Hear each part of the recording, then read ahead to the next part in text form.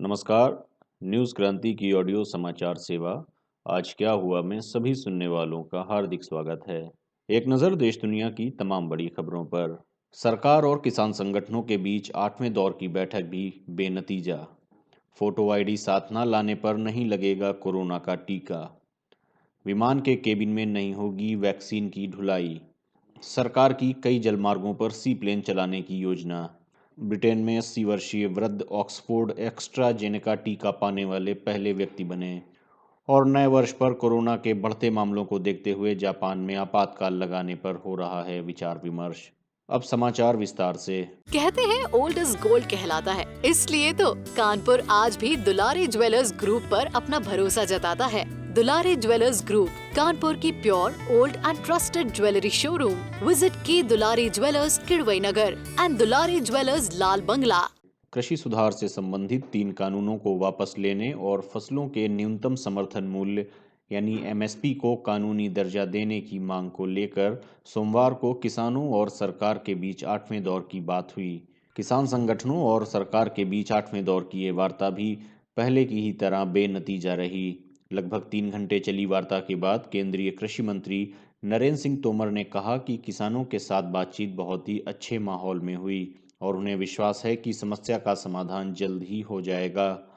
उन्होंने कहा कि सरकार ने किसानों के समग्र हित को ध्यान में रखकर कृषि सुधार कानूनों को बनाया है और इससे यदि उन्हें कोई परेशानी हो रही है तो सरकार उस चर्चा के लिए तैयार है। नरेंद्र तोमर ने कहा कि किसान संगठन कृषि सुधार कानूनों को वापस लेने पर अड़े हुए हैं, जबकि सरकार उन पर बिंदुवार चर्चा करना चाहती है। उन्होंने कहा कि 8 जनवरी को होने वाली बैठक सार्थक होगी और उम्मीद है कि वे किसी समाधान तक पहुंचेंगे। दोनों पक्षों के बीच सहमति के बाद वार्ता की अगली तारीख 8 जनवरी को तय की गई है। उन्होंने कहा कि सरकार किसानों का सम्मान करती है और उनके विकास के लिए हर संभव प्रयास कर रही है। इससे पहले किसान नेता राकेश टिकैत ने संवाददाताओं को बताया कि सरकार कृषि सुधार कानूनों पर बिंदुवार चर्चा करना चाहती है और उसकी मंशा कानून में संशोधन की है, जबकि किसान संगठन इन तीनों कानूनों को वापस किए जाने पर अडिग हैं। सरकार और किसानों के बीच अगले दौर की वार्ता 8 जनवरी को आयोजित की जाएगी। कोरोना वायरस कोविड-19 का टीका लगाने वाले व्यक्तियों को टीकाकरण की निर्धारित जगह पर अपना फोटो पहचान पत्र लेकर जाना अनिवार्य है और अगर वह किसी कारणवश उसे लेना भूल जाएंगे तो उन्हें कोरोना वैक्सीन नहीं लगाई जाएगी। केंद्रीय स्वास्थ्य एवं परिवार कल्याण मंत्रालय ने कहा कि किसी भी व्यक्ति के लिए न सिर्फ पंजीकरण के लिए बल्कि टीका लगाते वक्त भी फोटो पहचान पत्र साथ रखना अनिवार्य है। फोटो पहचान पत्र साथ न होने की स्थिति में यह पता नहीं चल पाएगा कि उस व्यक्ति को ही टीका लगाया जाना है। इसके अलावा टीका लेने के इच्छुक हर व्यक्ति के लिए पंजीकरण कराना भी अनिवार्य है। पंजीकरण के बाद ही उन्हें टीका लगाने के लिए निर्धारित की गई जगह और समय के बारे में जानकारी दी जाएगी। पंजीकरण के लिए आधार कार्ड, ड्राइविंग लाइसेंस, मतदाता पहचान पत्र, pan card, passport, job card या पेंशन के दस्तावेज मान्य हैं। इसके अलावा श्रम मंत्रालय की योजना के तहत जारी स्वास्थ्य बीमा स्मार्ट कार्ड, मनरेगा कार्ड, सांसद, विधायक या विधान पार्षद द्वारा जारी आधिकारिक पहचान पत्र, बैंक या पोस्ट ऑफिस द्वारा जारी पासबुक, केंद्र या राज्य सरकार या पब्लिक लिमिटेड कंपनी द्वारा जारी सर्विस आईडी कार्ड मान्य दस्तावेज हैं। यह सभी दस्तावेज तभी मान्य होंगे जब इन पर संबंधित व्यक्ति का फोटो लगा होगा। मंत्रालय ने बताया कि ऑनलाइन पंजीकरण के बाद योग्य लाभार्थियों को पंजीकृत मोबाइल नंबर पर एसएमएस के जरिए टीकाकरण की जगह और निर्धारित समय के बारे में जानकारी दी जाएगी। कोरोना वैक्सीन की पूरी खुराक दिए जाने के बाद लाभार्थियों को पंजीकृत मोबाइल नंबर पर एसएमएस भेजकर इसकी जानकारी भी दी जाएगी। इसके साथ ही उन्हें क्यूआर कोड आधारित सर्टिफिकेट भी मोबाइल नंबर पर भेजा जाएगा। कोविड-19 के टीकाकरण को लेकर जहां पूरी दुनिया में तैयारी जोर शोर से चल रही है, वहीं विशेषज्ञों का कहना है कि विमान के केबिन में टीके की ढुलाई नहीं की जा सकेगी। संयुक्त राष्ट्र के विमानन नियामक अंतर्राष्ट्रीय नागर विमानन संगठन आईकाओ ने सभी तरह के टीके को खतरनाक वस्तुओं की श्रेणी में रखा है। इस श्रेणी में उन वस्तुओं को रखा जाता है जिनसे जन स्वास्थ्य या विमान की सुरक्षा को खतरे की आशंका होती है।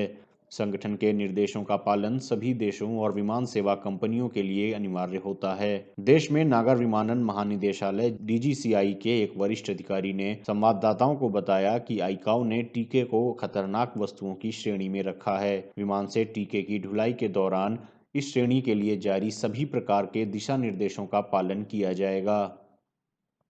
पत्तनपोत परिवहन और जलमार्ग मंत्रालय की एयरलाइन संचालक कंपनियों के साथ मिलकर सागरमाला सीप्लेन सेवा के तहत देश के विभिन्न मार्गों पर सीप्लेन चलाने की योजना है।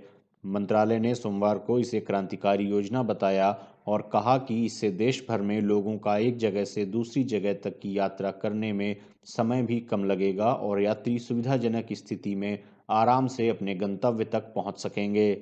सरकार का कहना है कि सीप्लेन योजना के तहत कई मार्गों की पहचान की जा चुकी है और कई अन्य रूटों की पहचान का काम चल रहा है। सीप्लेन सेवाओं का काम देखने के लिए मंत्रालय ने सागरमाला विकास कंपनी लिमिटेड का गठन किया है और उसी के माध्यम से इन सेवाओं का संचालन किया जाएगा। मंत्रालय के अनुसार सीप्लेन योजना के तहत प्रस्तावित मार्गों में अंडमान और निकोबार के विभिन्न द्वीप और लक्षद्वीप, गुवाहाटी नदी तट से आसाम के उमरानसो जलाशय, दिल्ली में यमुना नदी से अयोध्या तक, उत्तराखंड में टिहरी बांध जलाशय से श्रीनगर बांध जलाशय तक, चंडीगढ़ से पंजाब तथा हिमाचल के कई पर्यटन स्थलों तक व मुंबई हब से शिरडी, लोनावला, गणपतिपुले, द्वारिका आदि स्थान शामिल हैं। गौरतलब है कि केवड़िया तथा साबरमती के बीच यह सेवा संचालित हो रही है और प्रधानमंत्री नरेंद्र मोदी ने गत वर्ष 31 अक्टूबर को गुजरात के साबरमती में देश की इस पहली सेवा की शुरुआत की थी। ब्रिटेन के 82 वर्षीय सेवानिवृत्त मेंटेनेंस मैनेजर ब्रायन पिंकर कोविड-19 के लिए ऑक्सफोर्ड एस्ट्राजेनेका टीका लेने वाले विश्व के पहले व्यक्ति बने। ऑक्सफोर्ड के चर्चिल हॉस्पिटल में नर्स सैम फोस्टर से सोमवार को डायलिसिस के मरीज पिंकर ने 1 बजे टीके की खुराक प्राप्त की। बीबीसी ने स्वास्थ्य मंत्री मैट हैनकॉक के हवाले से कहा कि यह वायरस के खिलाफ ब्रिटेन की लड़ाई में एक निर्णायक क्षण था, क्योंकि टीके संक्रमणों को रोकने में मदद करेंगे और प्रतिबंधों को हटाने की अनुमति देंगे। ब्रिटेन पहला देश है जिसने ऑक्सफोर्ड एस्ट्राजेनेका कोविड-19 वैक्सीन को मंजूरी दी है। इस टीके को 2 से 8 डिग्री सेल्सियस के सामान्य रेफ्रिजरेटर तापमान पर संग्रहित किया जा सकेगा। इसे दूरदराज के क्षेत्रों में संग्रहित करना और परिवहन करना भी आसान है। ब्रायन पिंकर ने अपनी खुशी व्यक्त करते हुए कहा कि स्वास्थ्य कर्मचारी शानदार थे और मैं अब इस साल के अंत में अपनी पत्नी शर्ली के साथ अपनी शादी की 48वीं सालगिरह मनाने के लिए वात्सव में उत्सुक हूँ। सोमवार को इस वैक्सीन के 25 लाख से अधिक डोज प्रयोग के लिए तैयार स्थिति में थे। ब्रिटेन ने दिसंबर के अंत में फाइजर बायोएनटेक टीके को भी मंजूरी प्रदान की थी। इस टीके को काफ़ी कम तापमान पर संग्रहित किया जाता है। रविवार को drugs controller general of India DGCI ने भारत में भारत बायोटेक के कोवैक्सीन के साथ ऑक्सफोर्ड एस्ट्राजेनेका वैक्सीन के लिए औपचारिक मंजूरी की भी घोषणा की थी। जापान के प्रधानमंत्री योशिहिदे सुगा ने सोमवार को घोषणा की कि 9 वर्ष की छुट्टियों के दौरान कोरोना वायरस मामलों में लगातार वृद्धि के बाद सरकार राजधानी टोक्यो और 3 पड़ोसी प्रांतों में आपातकाल घोषित करने पर विचार कर रही है। पीएम सुगा ने सोमवार को संवाददाताओं से बातचीत में कहा कि सरकार पहले की समय सीमा यानी इस वर्ष मार्च से पहले ही फ्रंटलाइन स्वास्थ्य कर्मचारियों के लिए कोरोना टीकाकरण शुरू करना चाहती है। उन्होंने बताया कि टोक्यो के राज्यपाल यूरिको कोइके और चिबा, कानागावा और साइतामा के अधिकारियों ने शनिवार को सरकार से आपातकाल की स्थिति घोषित किए जाने का आग्रह किया है। राजधानी में पहली बार एक दिन में कोरोना वायरस के 1300 से अधिक नए मामले सामने आए हैं। क्योदो समाचार एजेंसी के मुताबिक सरकार ने स्थानीय प्रशासन से यह कदम उठाने का आग्रह किया है। जापानी कानून के अनुसार व्यवसाय के संचालन पर अंकुश लगाने की अपील केंद्रीय अधिकारियों के बजाय स्थानीय प्रशासन द्वारा की जानी चाहिए। गौरतलब है कि इससे पहले टोक्यो और अन्य 6 प्रांतों में आपातकाल की स्थिति अप्रैल 2020 की शुरुआत में जापान में संक्रमण की पहली लहर के दौरान घोषित की गई थी और देश भर में इसे 1 महीने तक बढ़ा दिया गया था। इसके बाद नए मामलों में कमी आने से अलग अलग चरणों में इसे हटा दिया गया था। सरकार ने रेस्तरां, बार और कैरियोके संचालकों को मुआवजे की पेशकश करते हुए नवंबर 2020 के अंत में इन स्थानों पर रात 10 बजे तक ही शराब परोसने के निर्देश दिए थे।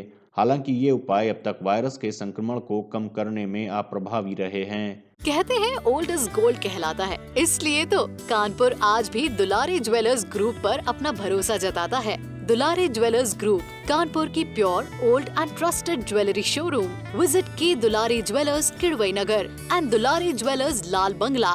आज क्या हुआ में ये थी देश दुनिया की तमाम बड़ी खबरें। अन्य खबरों व विस्तृत समाचार के लिए आप newskranti.com पर लॉगिन कर सकते हैं। न्यूज क्रांति से आप अलग अलग social media platform Facebook, Twitter, YouTube और इंस्टाग्राम पर भी जुड़ सकते हैं। न्यूज क्रांति से जुड़े रहने के लिए धन्यवाद। शुभ रात्रि।